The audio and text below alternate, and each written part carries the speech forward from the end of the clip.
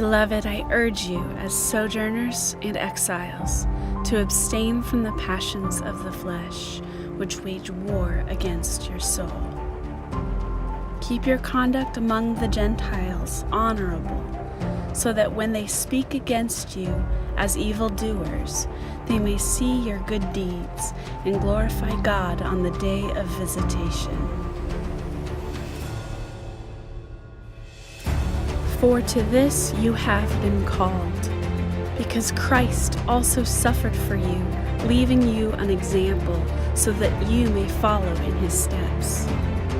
He committed no sin, neither was deceit found in his mouth. When he was reviled, he did not revile in return. When he suffered, he did not threaten, but continued entrusting himself to him who judges justly. He himself bore our sins in his body on the tree, that we might die to sin and live to righteousness. By his wounds you have been healed. For you were straying like sheep, but have now returned to the shepherd and overseer of your souls.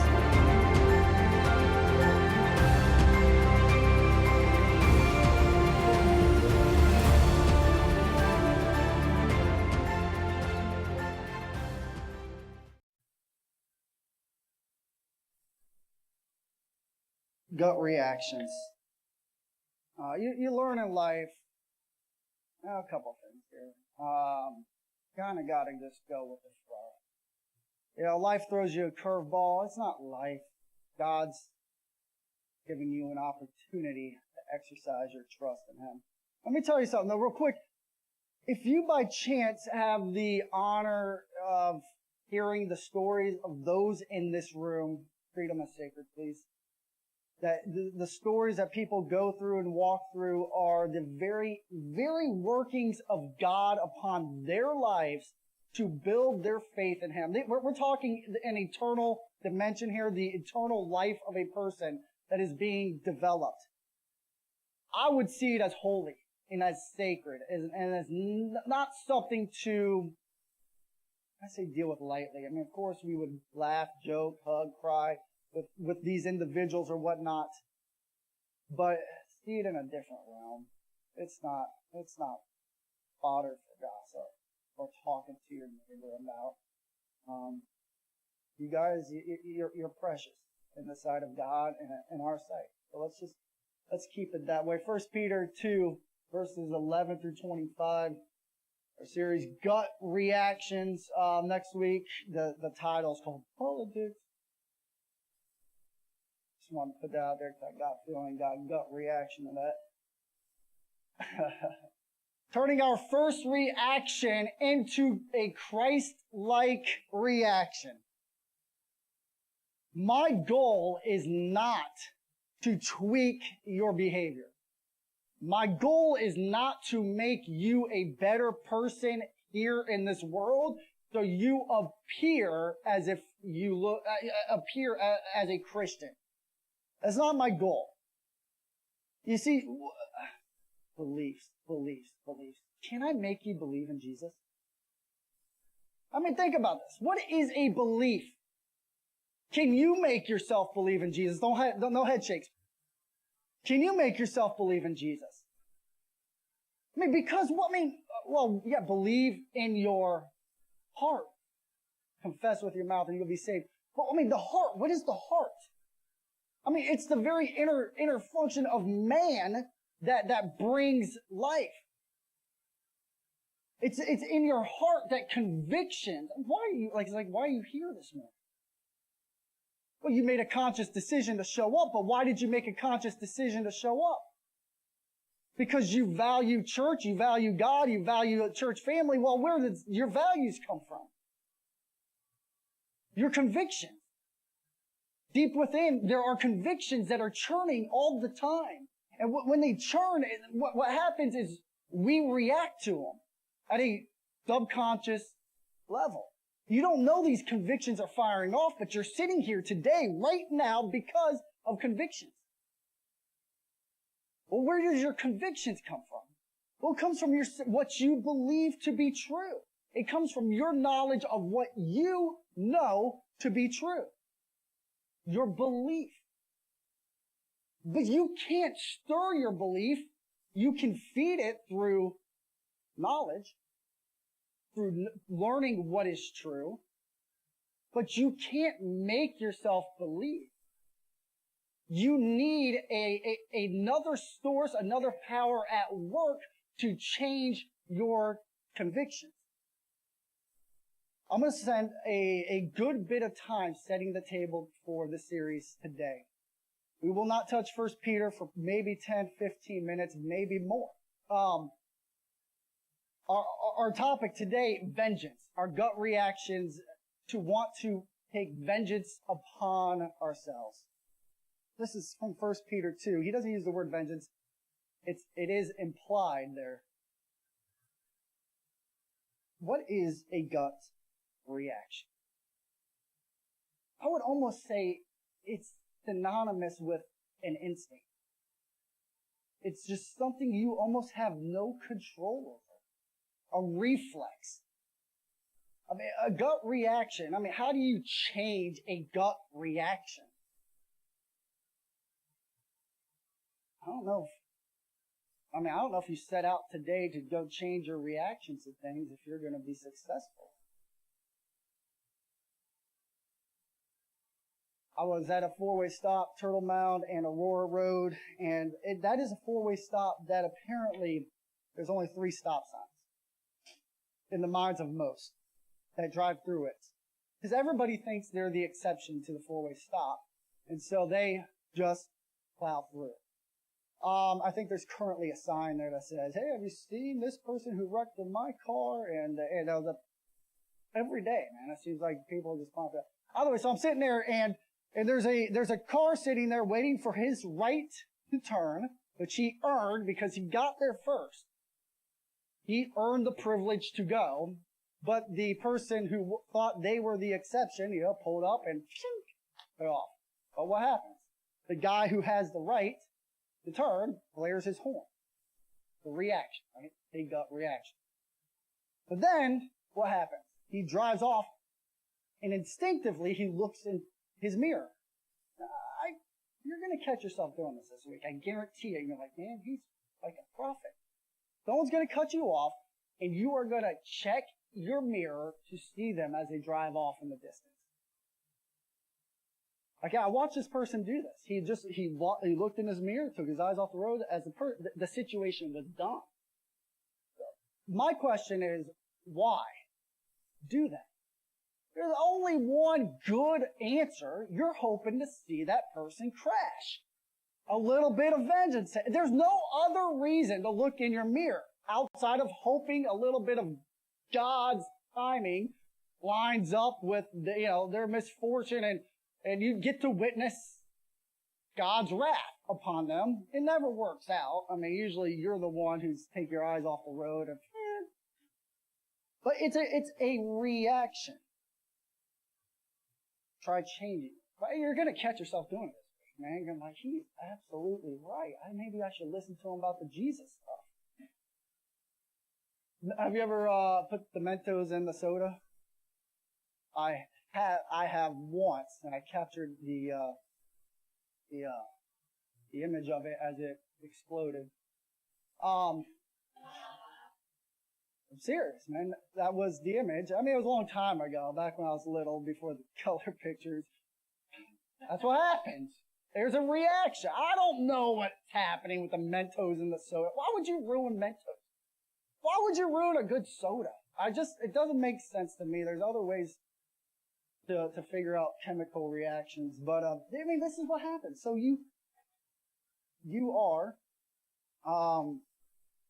the downside about my stage display gone is I hide notes in it.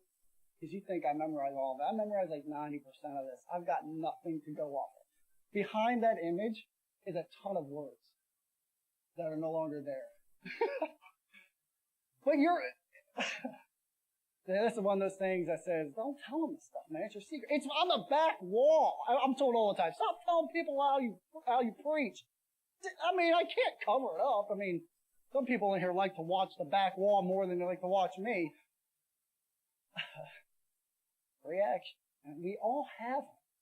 Where do they come from? I mean, where does your reactions to life and to your encounters with people come from? What's motivating? I mean, see, I can't set out to try to turn the wheel of your reactions and to send you off in a different direction by telling you, let's start reacting differently. It doesn't work. We have to exercise a new part of us. We have to refine a new part of us. But even then, you are dependent and reliant upon the power of God within you to make anything stick.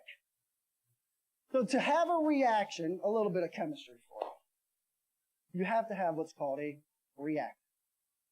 You have to have two reactants. One reactant can't react with itself, but a reactant is a substance that takes part and undergoes change. That's the word I want you to catch here. Change. A reactant changes. It undergoes a change during a reaction. A gut reaction it involves a reactant. So we're gonna call it a reactant. You see, so I labor to find new ways to give you the gospel. So this is gonna feel like school for about 10 minutes. But the principles in this, the principles are at work within you. He's at school. I'm on spring break. How dare him? I'm always on spring break, so it doesn't matter. So you have to have two reactants to get a reaction. So for example, rust. If you want rust, you have to have iron and oxygen, and what you get is a product, rust. Two reactants coming together, you get a reaction which becomes a product. Water. Two hydrogens and an oxygen reacting, coming together, you have water. You have a product. Two reactants. I just remember that. Two reactants to get a reaction. You need two. You can't do it with one. But, oh man, I thought that was into the next slide. Reactant plus reactant equals product, okay?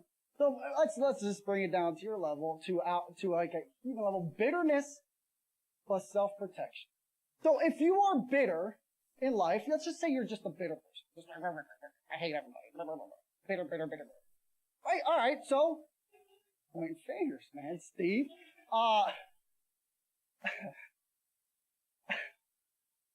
If you're bitter in life, okay, you just simmer, right? You just simmer in your bitterness. Until the person you're bitter at comes along and just runs the four-way stop. And then what happens?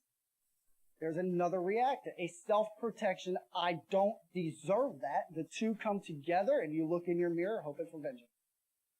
There's your product. So bitterness in and of itself will not result in vengeance. There has to be another trigger. There has to be another reactant. Then you also have what's called a catalyst. Two very different things. And if we get these principles, 1 Peter will stand out to you in a very new way. Catalyst is a substance that increases the rate of a chemical reaction. Okay? The change that the reactant is going through without itself undergoing a permanent change. Alright? So a primary difference between a catalyst and a reactant changes and a catalyst doesn't. Okay? A reactant changes, a catalyst stays steady. But a catalyst also helps speed up the process of change. Now, give you two examples of catalysts that's not in the chemistry realm. Matchmaker. Let's just say you know two single people in your life. A boy and a girl. A guy and a gal. And you're like, those two will be perfect together. I just have to get them together. So you devise a plan. You call up your bud and you say, let's go hit Applebee's. I got a friend coming with me and, that's fine, man. Friday night, I got nothing to do. We'll go to Applebee's. And so you get to Applebee's with your bud and you call the gal out. Same thing, and you all just think you're just going to hang out. And then you get to Applebee's, and the phone rings, and you have a family emergency, and you take I got to go, man, family emergency, and you leave those two, kind of deal with it on their own. And, they get together, start dating and all that, right? You're the catalyst. There is no change to you, but you sped up the reaction and got the product. So, my daughter we were at Olive Garden celebrating our anniversary, in between her stone moving inside of her. And my daughter was with us because she really wanted to try their stuffed pasta, the all-you-can-eat stuffed pasta. We should get macaroni. Get this. And we're sitting there, and a waitress drops a piece of chocolate on the ground about 10 feet in front of us, and Anna sees it. She goes, Dad, we need to pick that up. And I'm thinking she wants to pick it up because she wants to eat it. I mean, that would make logical sense. And I'm thinking to myself, how do I pick it up first? Eat it first. Because I don't want anyone to step on it and smush the chocolate and get all over our carpet. And I said, oh, don't worry about it. Someone pick it up. The waitress will pick it up. And it became a game. We sat right next to the kitchen. Some people coming in and out of the kitchen. And so someone come out and said, Anna, are they going to step on it? Are they going to step on it? We're watching it. And they step over it. And the next person steps over it. And it's getting to her. We got to pick this up, Dad. I said, don't worry about it. But it's important to a 7-year-old to pick it up. So she takes matters into her own hands. So the head honcho of Olive Garden, the guy who wears the purple button down, tucked in, but doesn't have a name tag, he comes walking down the aisle, but he's pretty far back. And he's walking kind of towards us just to get to the kitchen. And Anna, I see the plan devised in her head. She stares at him until, awkwardly he catches the fact that he's staring at him. And then she does this with her eyes. And I'm watching this through my, out the corner of my eye. She's just, and so the guy's walking, and he steps over the chocolate and stops. And I'm watching, there's this moment of, interaction in the eyes. And it's and he steps back, bends over, picks it up, and walks over to Anna and goes, I know, I'm sorry, I should have picked it up the first time. And he walks away, and Anna goes, I have magic eyes. I said, all women do. You just know how to use it at a young age. And sure enough, he comes back with a whole lot of chocolates. Gives it to her, and they became best friends and whatnot. It was incredible. But Anna was the catalyst. Nothing changed in her world, but he stopped dead in his tracks, did exactly what her eyes said to do. And, it was a catalyst doesn't change, but speeds up the rate of change amongst the reactants. We got this? A reactant is part of a reaction and undergoes change. A catalyst is a substance that doesn't undergo change, but speeds up the rate of a reaction. Beloved, verse 11, chapter 2 of 1 Peter, Beloved, I urge you as sojourners and exiles to abstain from the passions of the flesh which wage war against your soul. There is a war going on within you right now. It is between the flesh and the soul. The soul in Greek is psychos. It is the vital force of life which lives in you. This is the temple, the house in which God dwells. This is where, God bless you, your life really exists. The real life of you is in your soul. And there is something that is waging war against it. It's called your flesh. It is at war daily. Nothing you can do about it. It's what it's designed to do. To find self-love, to self-protect, to be its own God. And it's a waging war, and that's a beautiful statement because it never wins. The war always goes on. The soul never bows in submission to the flesh. The soul will survive, the flesh will ultimately die. So that statement right there, you have a war that goes on, and I know it's going on in a lot of you right now. That is proof that your soul will survive and your flesh will die because the war will never cease. The flesh will never win. The soul remains steady and steadfast. All right. I want to show you the reactant in this. Beloved, I urge you as sojourners and exiles to what? Abstain from the passions. That word passions, covet or lust of the flesh. That's a reactant. That's in you. It's just there. Peter's saying abstain from it. Push it off. Just don't bother with it. It's gonna do its thing. It's gonna want to be, just want to take over. It's gonna wage war. Abstain from the passions of your flesh. Covet and lust. Covet and lust. What is it about those two? They involve other people. To covet after your neighbor's stuff. To covet after your neighbor's wife, her husband. To covet after their belongings. To lust after the life of someone else. You see, the thing about the passions of the flesh that Peter brings up is that you are distracted by the lives of others. Abstain from it. This is a reactant. It's ready to go off. It just needs one more trigger. It needs one more reactant, and the reaction happens. Peter says, put it down. Abstain from it. Know this is at work in you. It's a waging war against your soul, and some of you know very well. You may not say covet or lust, but the heart of these passions is you are analyzing the life of other people. You are distracted from the God above and the God within by the lives of other people. Maybe the way you think they should live their lives. I mean, the petty critiques of life that really have no eternal value. Yeah, I've always wondered why women, with their children, a lot of them don't reveal the names of their children until the child is born because they don't want to open themselves up to the critiques of people who want to have a jump at, hey, I should have a say in your life. I mean, that's part of coveting and lusting. Let the mom be the mom, and let the dad be the dad, and let them do what they're led to do, even if it doesn't make sense to you. But that's an example of the distraction that goes on. It's not an eternal critique. It's a earthly critique of a name. It's always present and in you. Abstain from it. Verse 12.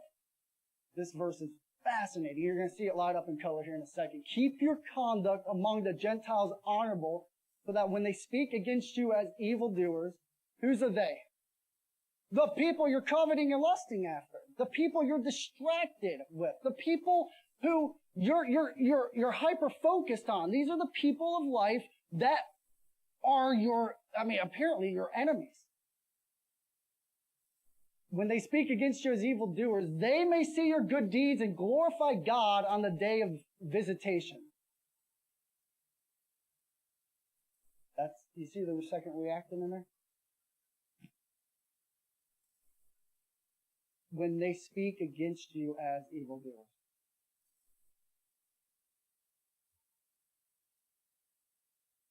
Fascinating.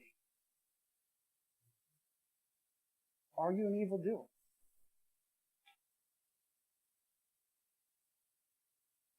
No, you're not.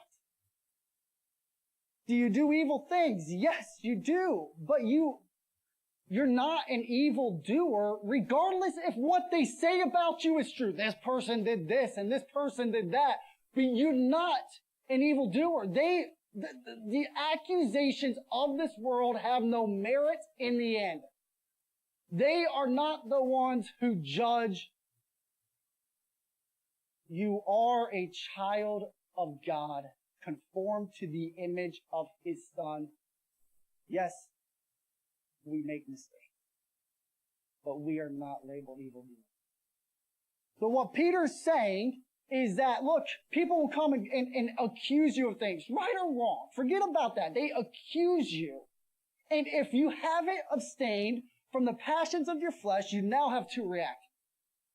And you get a reaction. If your life is distracted by the world around and the people around, and people walk up and they accuse you of as being an evildoer and doing evil things, and you haven't, there's no way you're going to walk by faith in it. You're being led by the flesh. your gut reaction will probably be to protect yourself.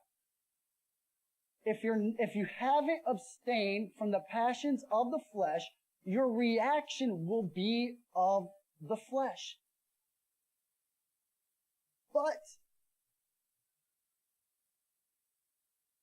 the catalyst, look at the catalyst in here. Keep your conduct among the Gentiles as honorable. That means beautiful. Keep your life, keep your behavior honorable. Do not change that. Do not change that.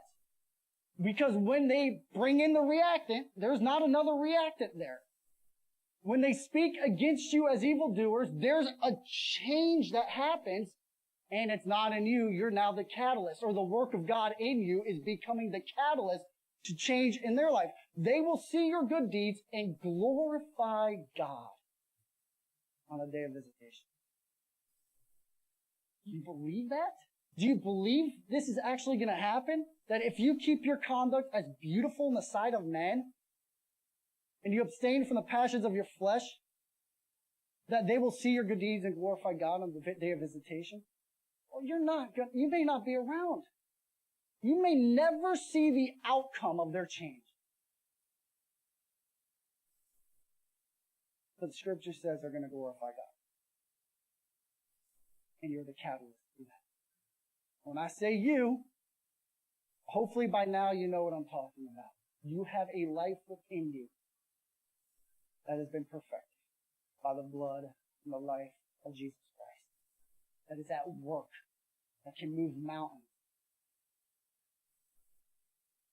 That's a catalyst. We start off James by saying, be steadfast during your trials. Do not move during your trials. Remain steady, persevere, endure. Do not be a catalyst. Oh man, that's great, man. I mean, this is the point where you clap and I walk out and I said, that was a great sermon. But the reality is, you go try doing this. You go try being a catalyst the next time the person thought the stop sign was an exception. And T-bones you. Try not becoming bitter at that point about people in life. And that's a very shallow example of some of the stuff that people can do.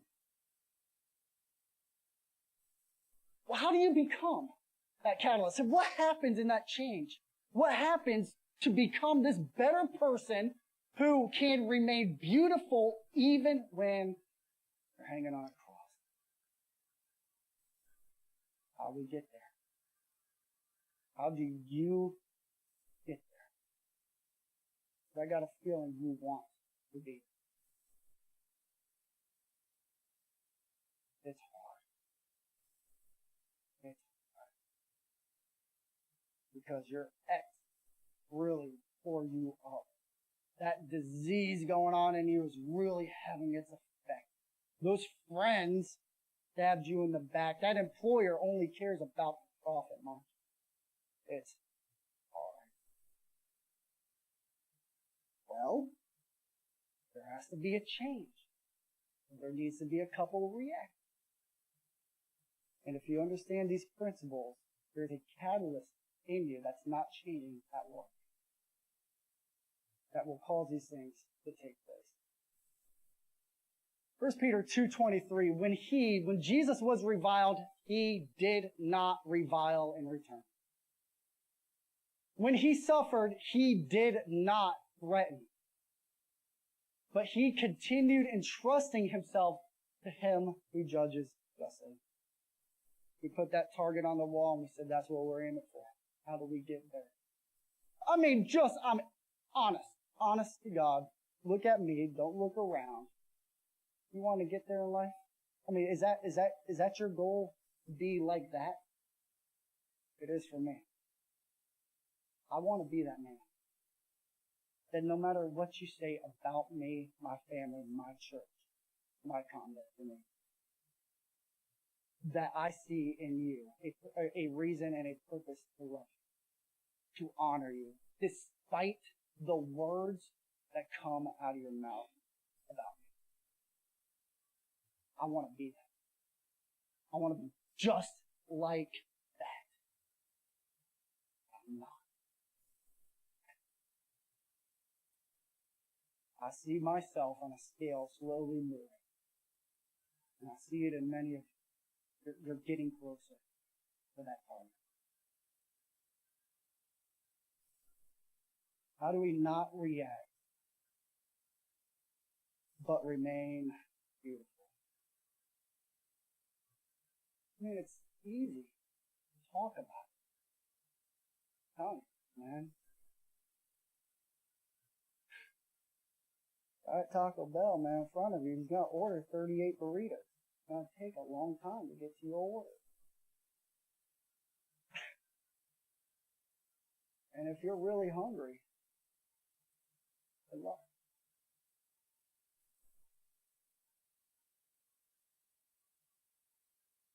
Reactant number 1, prepare your mind. The catalyst at work within you is the unchanging will of the Father, the life of Jesus, and the power of the Spirit within you. Things never change.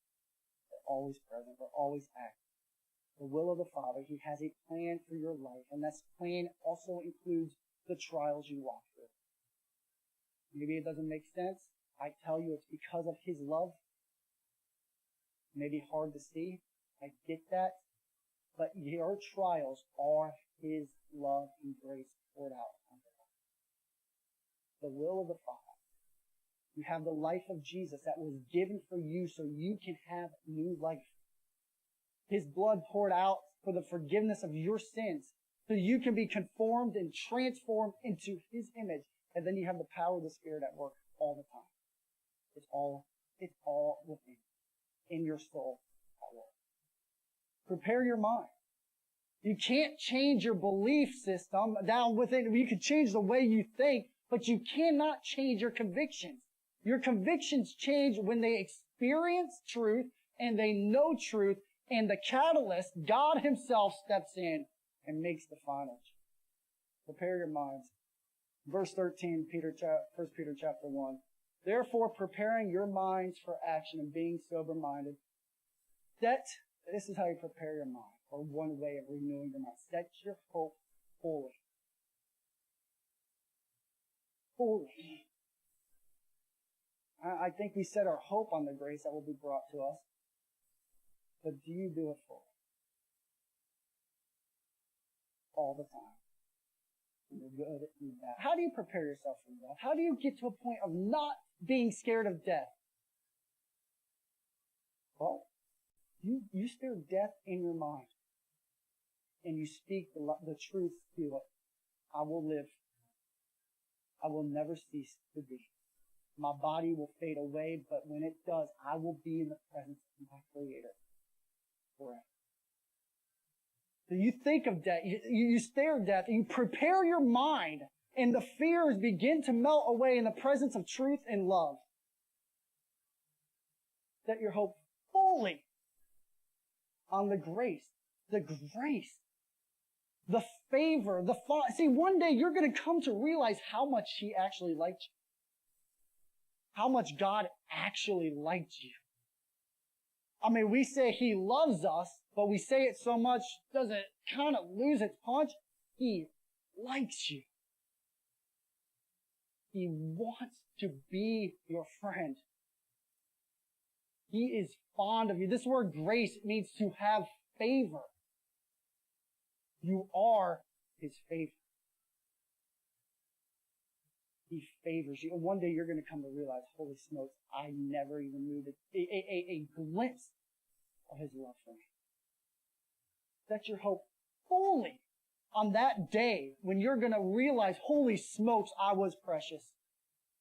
Yeah, my circumstances, they sucked, but His love was so much greater. I wish I knew that back then. Oh, that guy who did talk about Taco Bell a lot, he kept saying it. But for some reason, my convictions weren't changing. It was only up here, but it had no effect on my life. Right? Because we're only talking about one reactant. It's no good if it's just an intellectual exercise up here. Prepare your mind by setting your hope fully on the grace that will be revealed. Fully. So the next time the fiery trial happens, you're not going to be surprised. Now, I knew it was coming. He's testing me. He's making me stronger. He's refining me. This hurts, but it's gonna be okay. Which means you have to abstain from the passions of your flesh. Coveting and lusting is not preparing your mind. It means you are distracted by the lies of those around, the evil of those around, those who have committed wrong against you. Forgive them, let it go, move on. Because that war will continue to wage on, and it will captivate your mind. You'll never be able to set your hope fully on that grace. Forgive them, wipe it clean, move on. Oh, it pops up in your mind again. Forgive him, wipe it clean, move on. Right? It might mean doing this over and over and over and over and over and over until it gets annoying. But you're not going to let that seed drop. You're not going to let it penetrate the ground. You're not going to let it grow and fester into bitterness where that reactant is always alive and ready to go. You're going to destroy it and conquer it. Through the power of forgiveness. Because you've been forgiven. You forgave. You let go. You move on.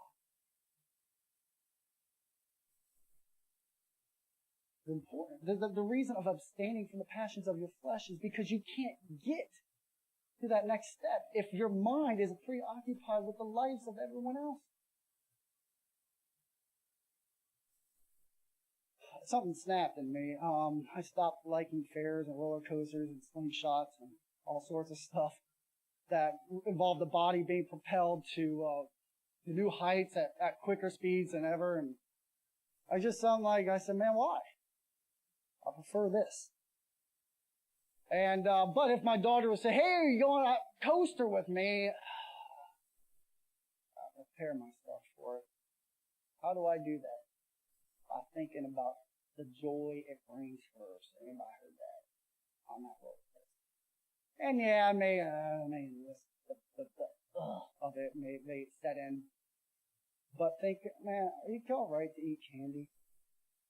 You can't get away. I just don't even try to sneak it out. I think about her smile. I think about how much joy it brings her knowing I'm with her. Something she likes to do. I prepare my mind. You prepare your mind all the time for things. For new challenges, by thinking about it in advance and being ready for it. Reactant number 1, prepare your mind. So another reactant, and you're going to see change. Another reactant, you're going to see change.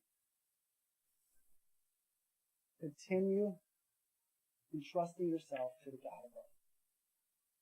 I'm telling you, as your pastor, these two things and a catalyst, and you will begin to see your gut reaction. And these are straight from Peter, not other scriptures, straight from the way he's thinking, the way he's writing. Continue entrusting yourself to the God above.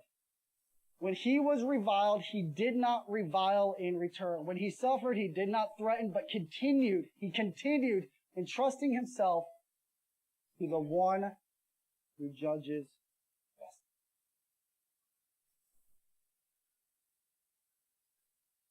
Think about a child who gets hurt. Let's just say the older siblings just trips over him. The 1-year-old, what will he or she do? Reach out to mom. They don't know retaliation or vengeance at this point. If my 1-year-old gets hurt, he does not know to go attack the person who hurt him. It's not in him. He reaches out to the one who brought him and shows compassion. But as he grows older and he begins to become more aware of good and evil, he will begin to respond differently. You need to go back to your childhood and continue entrusting yourself to the one who truly does love you. Setting your hope fully on his favor. But how do you do it?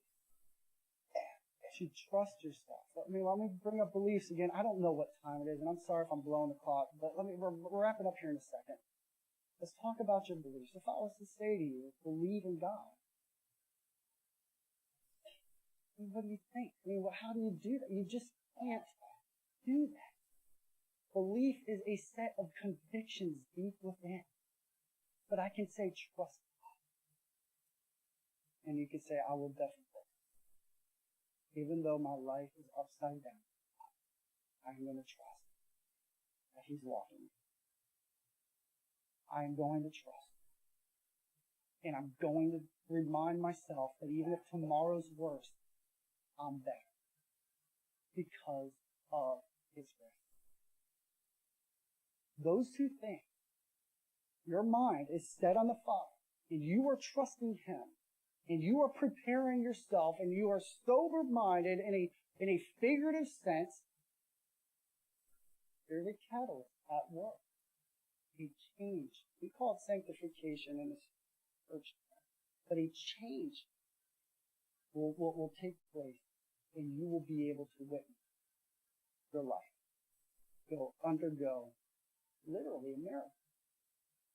You will begin to see your reactions to things undergo a change. Not because you forced that reaction to change, but because you're attacking the very conviction, the lies that are within you, and changing the conviction of life, the beliefs of life. Your mind is a battleground. How you view people and how you see people. If your passions are at war and you are distracted by people, how do you turn that distraction into it's not their fault? By the way, when people do attack you, they call you evildoers.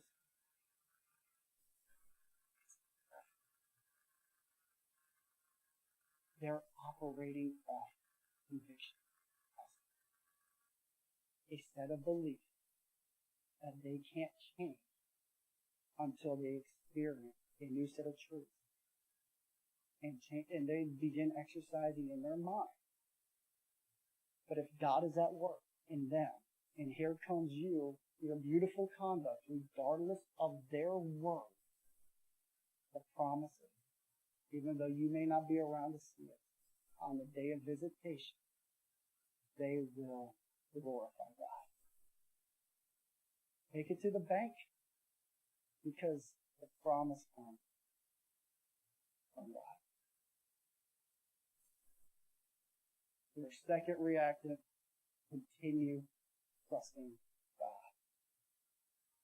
Fully.